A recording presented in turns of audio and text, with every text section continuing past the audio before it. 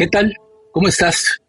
Yo soy Henry Main y nuevamente estoy transmitiendo para ti en vivo en esta ocasión, con mucho gusto de mi parte, como siempre, pero además muy contento de la renovación y de la reanudación de estas charlas que llevo contigo. Bueno, yo le llamo charlas, son más bien monólogos de mi parte, pero la intención siempre está en que tú también las hagas tuyas. De esa manera, en algún momento futuro, podamos retroalimentarnos en cuanto a lo que aquí se va a comentar. En esta ocasión, yo quisiera dirigirme a ti desde el punto de vista de lo que es este libro que ahora te presento. Mira, aquí está. El Evangelio Acuariano de Jesús. Se llama El Cristo de la Era de Piscis. Es un libro transcrito por Levi H. Dowling, desde los registros akáshicos. Fíjate qué interesante tema. Hay un libro escrito sobre los registros akáshicos en lo que respecta a la vida de Jesús. Y no solo de Jesús, de la Virgen María y de los, llamémosle, personajes que conformaron la historia de Jesús de Nazaret en esta tierra, cuando él estuvo presente por última ocasión en ella.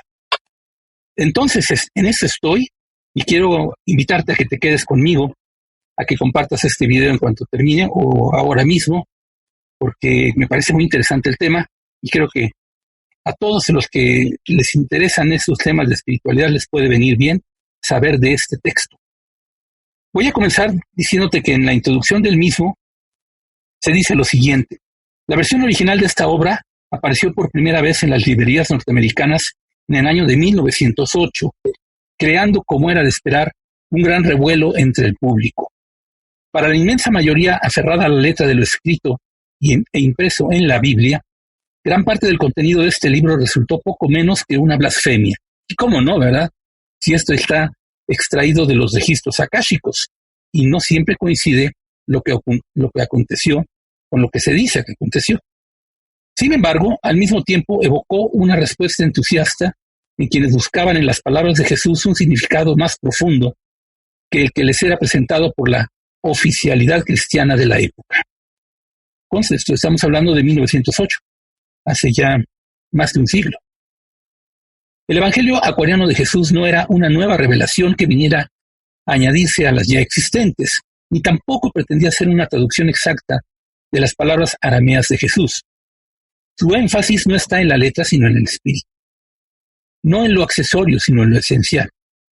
Su mensaje no es patrimonio exclusivo del cristianismo fundamentalista y ortodoxo, sino que transmite más bien una enseñanza sublime que podemos considerar como el núcleo de todas las religiones válidas. Qué interesante, el núcleo de todas las religiones válidas.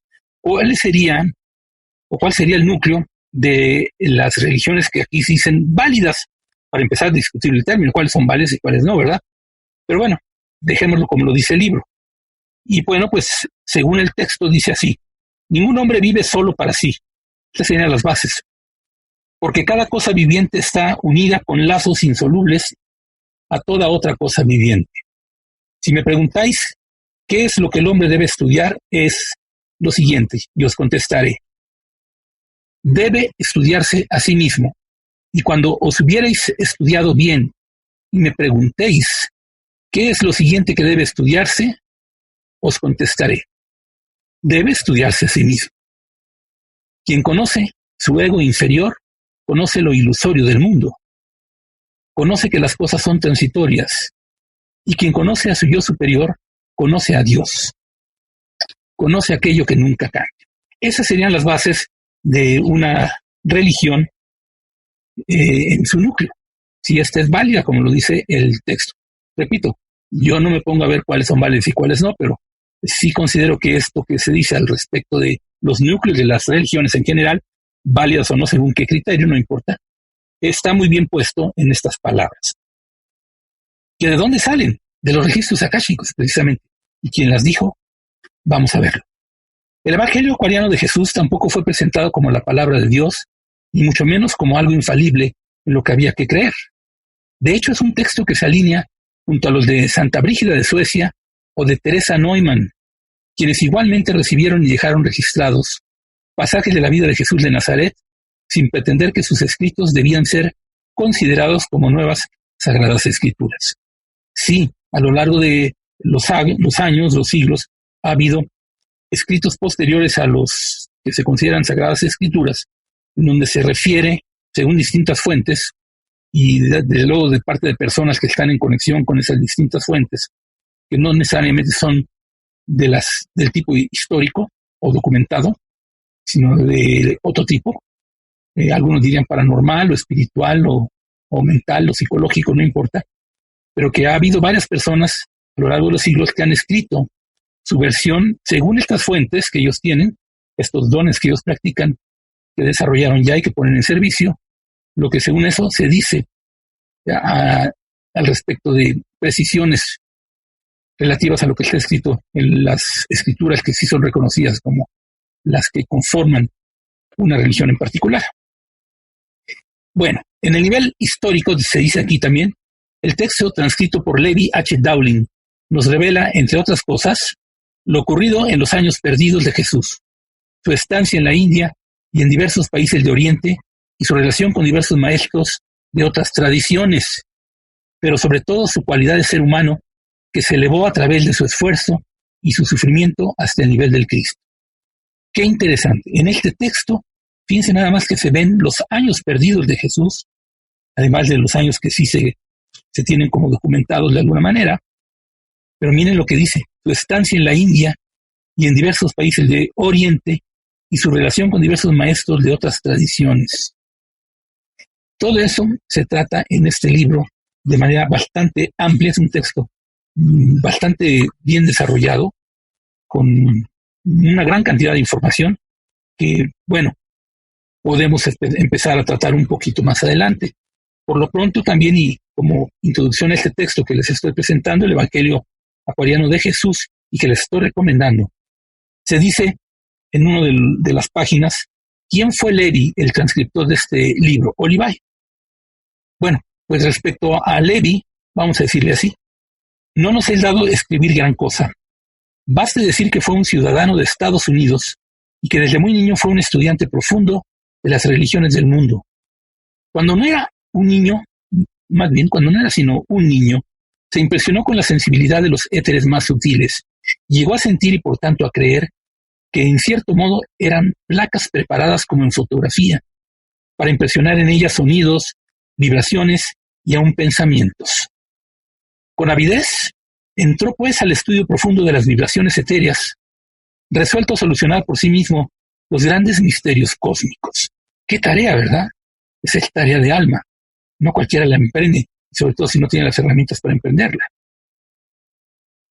40 años empleó en estudios y meditación silenciosa, llegando a encontrarse entonces en un estado de superconciencia que le permitió entrar en el plano cósmico de los éteres sutiles y llegar a familiarizarse con sus misterios.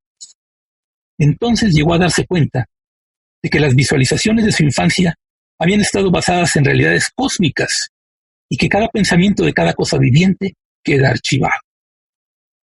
Esa es la base de los registros akáshicos. Cada pensamiento de cada cosa viviente queda archivado. Pensamientos. En su manuscrito, El filo de las edades, se dice aquí en este texto, parte del cual reproducimos ya en esta introducción, esta es la introducción precisamente, encontramos el siguiente encargo dado a Levi por Visel, la diosa de la sabiduría o del santo aliento. Y esto es lo que recibió Levi como una canalización de su parte, de la diosa Visel. Y es un encargo que le dio a él. Y dice en partes, oh Levi, hijo del hombre, óyeme, porque tú eres llamado a ser el mensajero de la edad que comienza, la edad de la bendición espiritual. Es decir, que se le hace saber a él que se le está considerando como un emisario de aspectos de la verdad que deben de ser conocidos.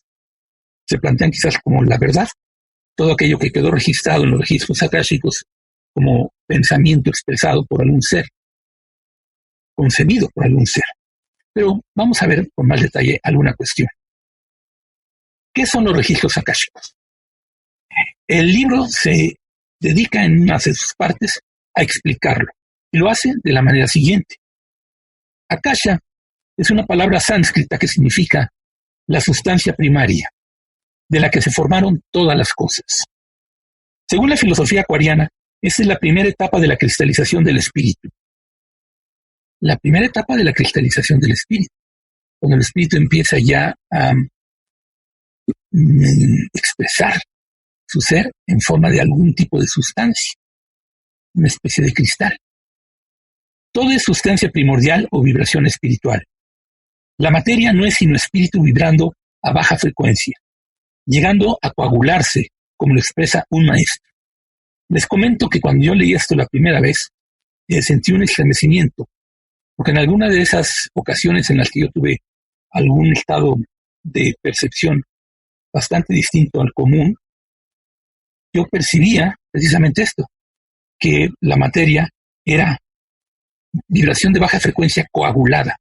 Recuerdo haber pensado, se coagula. Cuando yo leí esto, encontré una coincidencia. Sigue diciendo el texto, este akasha o sustancia primaria es de finura tan exquisita y tan extremadamente sensible que la más imperceptible vibración del éter en cualquier lugar del mundo produce en ella una impresión indeleble. Esta sustancia primaria no está circunscrita a algún lugar del universo, sino que es omnipresente. En verdad es la mente cósmica de la que hablan los filósofos.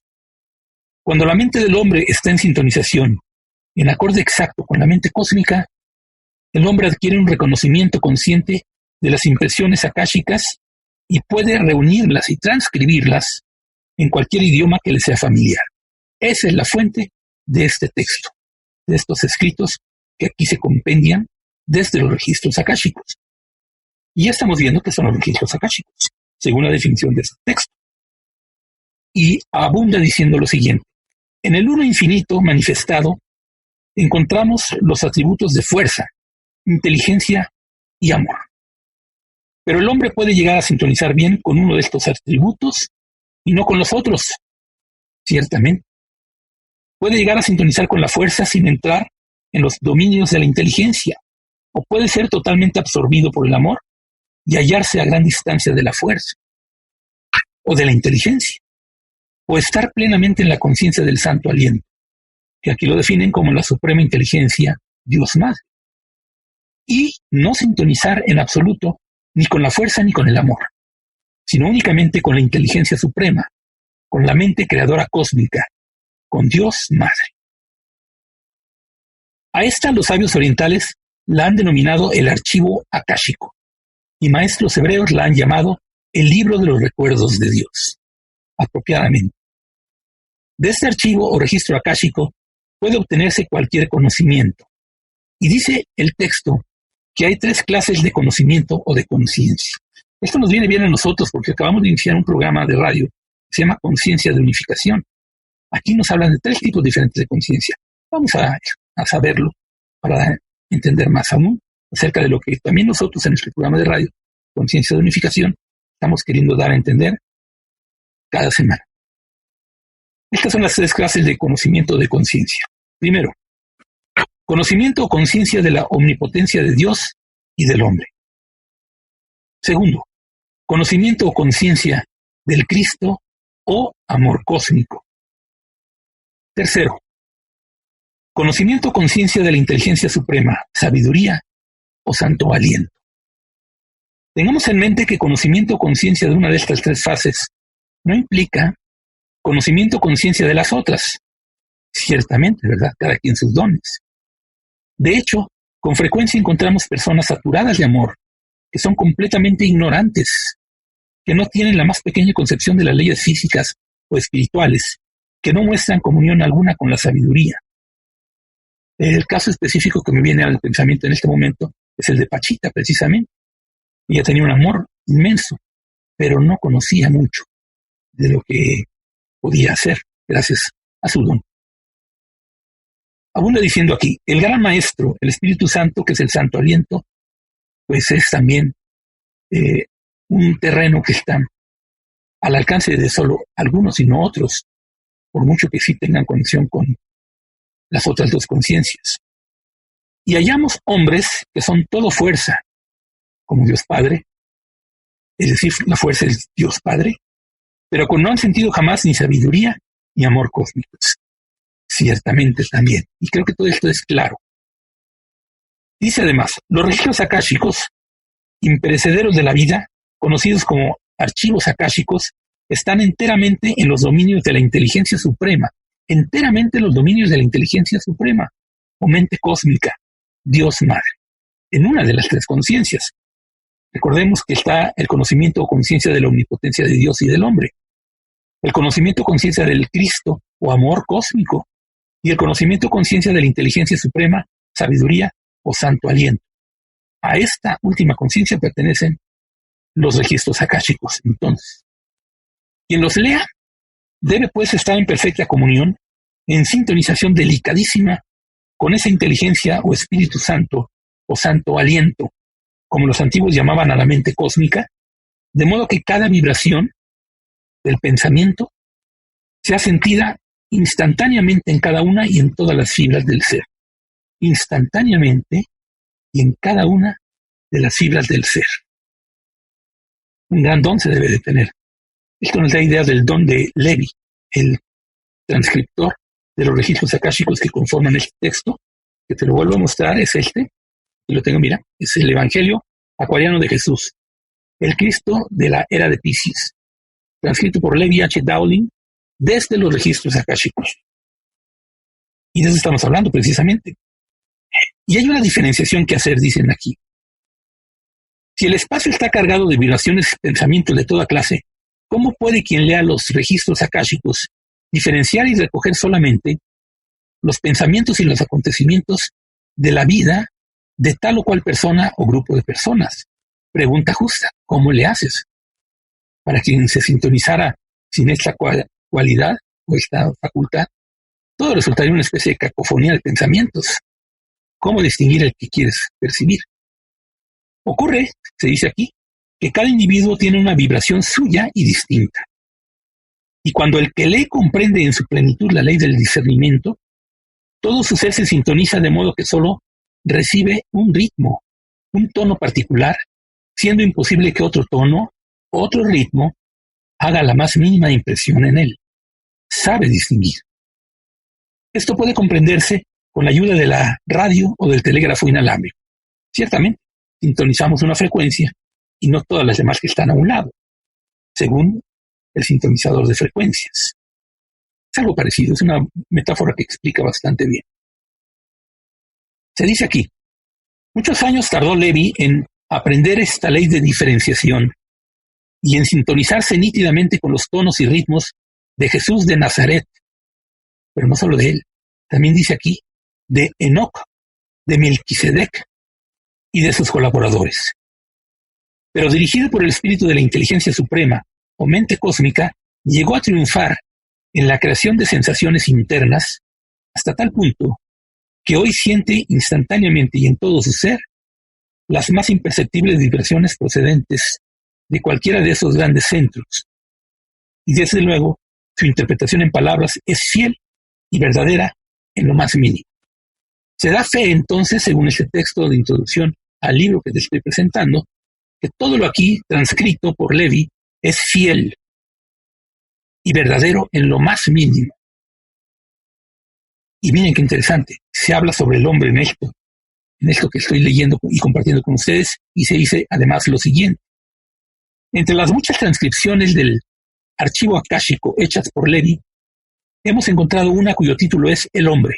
Esto para ponerte un ejemplo de lo que es ya el contenido del libro que te estoy recomendando considerar para tu próxima lectura en algún momento dado. Bueno, el título del texto que se extrae de todo este compendio de textos le llaman El hombre, y dice así, en la que se describe gráficamente su descenso a la densidad de la forma corpórea y su retorno final a la vibración pura, a la unidad eterna con Dios. El descenso desde el nivel de la pureza del ser y el pensamiento a la densidad de la materia, las experiencias que en él se viven, y el regreso. Nosotros en el EMDU, Luz en Movimiento de Unidad, nuestra escuela y nuestra agrupación, le llamamos a todo eso el regreso a la unificación o el regreso a la unidad, donde todo es uno. Bueno, pues aquí hay una alusión a ello, aunque con otras palabras. Dice además, no podemos resistirnos a copiarla íntegramente en esta introducción. Y bueno, te voy a leer partes de lo mismo, es extensa, pero voy a seleccionar algunas partes para que te des idea de lo que se llega a decir en el texto. Por ejemplo, se dice, pero el hombre no es ni su cuerpo ni su alma, es espíritu, parte del espíritu cósmico. El hombre no es ni su cuerpo ni su alma, es espíritu. En otra parte dice así, los pensamientos de Dios son desde el pasado interminable hasta los días sin fin del futuro. Y así es el hombre espíritu. El hombre espíritu. Yo diría, en mi interpretación personal, que se refiere al hombre precisamente que ya pasó de ser espíritu y pensamiento del espíritu, desciende a las densidades de la energía, materia y vibración, y finalmente regresa para ser ya nuevamente uno con el espíritu. Pero se le agrega el adjetivo hombre, ya es hombre espíritu. Otra manera de decirle aquí sería maestro ascendido. En otra de sus partes dice así, y así pues Dios, el sembrador de todo lo que es, arrojó esta semilla humana en el suelo del alma, y creció, y el hombre llegó a ser alma viviente. Así llegó a ser el Señor de todo el reino del alma. El Señor de todo el reino del alma, en cuanto Dios infunde el espíritu en el alma. En otra de sus partes dice este texto que se llama el hombre. Y así, esta naturaleza carnal pronto llegó a ser el enemigo con el que el hombre tuvo que luchar para que llegue a conocer y hacer la fortaleza de Dios en manifestación. Ciertamente, la densidad de la vibración baja, la materia, es el enemigo a vencer cuando el hombre espíritu pretende ser eso. No solo el hombre alma o el hombre encarnado, sino el hombre espíritu. Es el enemigo a vencer, o el adversario, me gusta más decirle así. En otra de sus partes, este texto llamado El hombre, incluido en este libro, dice así, estoy haciendo una selección en donde se ve cómo se concibe desde los registros akáshicos este descenso del hombre, mejor dicho, del espíritu en hombre, en alma, primero en hombre, y cómo se regresa a él. Cuando el hombre haya vencido a todos los enemigos del alma, la semilla habrá germinado plenamente, se habrá transformado en el santo aliento. Todos los enemigos del alma hay que vencerlos. Es decir, ¿cuáles son los enemigos del alma? Todo aquello que le permite al alma seguir siendo alma en carne o alma en materia o alma en densidad de dualidad, ya no puro espíritu. Digo que le permite, pero también puede ser que en un momento dado lo atrapa. En un primer movimiento puede ser le permite porque hay una indagación acerca de las posibilidades del pensamiento. ¿Qué pasaría si el pensamiento se densifica? Cosas como esta. Pero ¿qué pasa cuando ese pensamiento densificado pretende y desea y aspira a dejar esa densidad, esa densificación? Bueno, pues entonces sí hay que vencer todo lo que lo densifica. Y termina este texto diciendo, y entonces el hombre habrá alcanzado la bienaventuranza de la perfección y habrá llegado a ser uno con Dios. Uno con Dios. El movimiento de unificación, luz en movimiento de unidad, como decimos nosotros acerca de nuestro grupo y escuela, lento. Bueno, pues esto es a grosso modo una introducción a lo que es este texto que pues ya te presenté, te lo vuelvo a mostrar. El Evangelio Acuariano de Jesús, el Cristo de la Era de Piscis, transcrito por Levi H. Dowling, desde los registros akáshicos. ¿Te gustaría que leyera ya directamente del texto algo muy interesante que encontré? Todo en sí es interesantísimo y es fundamental. La contrastación de este texto con los evangelios es maravillosa, o con otros muchos textos como los que se aludieron a la introducción, algún escrito por Teresa Neumann, por ejemplo. Yo agregaría uno que no se menciona aquí, pero en el libro Durantia se mencionan muchas cosas también extraídas de, parece ser, los registros akáshicos y no de ciertas potestades del universo, acerca de los años perdidos de Jesús. ¿Te gustaría entonces que te lea lo que dice este texto en ese sentido, de lo que Levi descargó de los registros akáshicos? Mira qué interesante el tema. Es este, capítulo 94.